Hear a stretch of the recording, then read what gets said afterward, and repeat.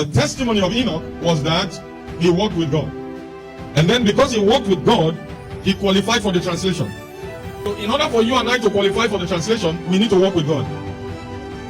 And when we talk about walking with God, it's not walking with God it's not walking with God according to head knowledge. It's walking with God according to revelation.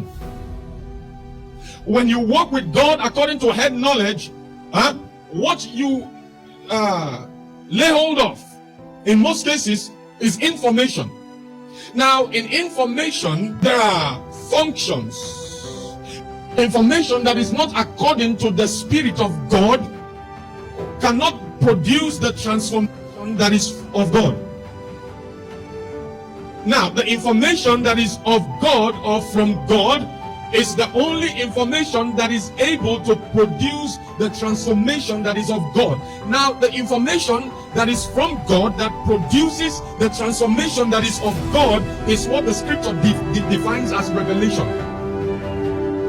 But any information that does not come from God, any information that we try to mix up in our brain, and it's all about intellectual prowess and not about the revelation of the Spirit, what you will have is not revelation that is of God.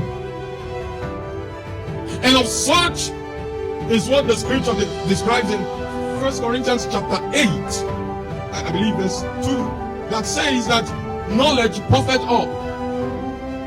So when you receive an information that is not from God, pay close attention. When you receive information that is not from God, instead of that information to produce a transformation of God, it will produce pride. Instead of that information to produce the life, the nature of God, it will not produce life. It will produce death. It will produce pride.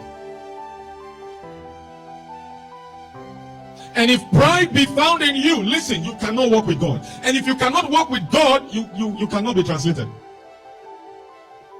The fundamental requirements besides salvation, as a matter of fact, included in salvation, that we take of the second coming of Christ, is that we are able to walk with Him.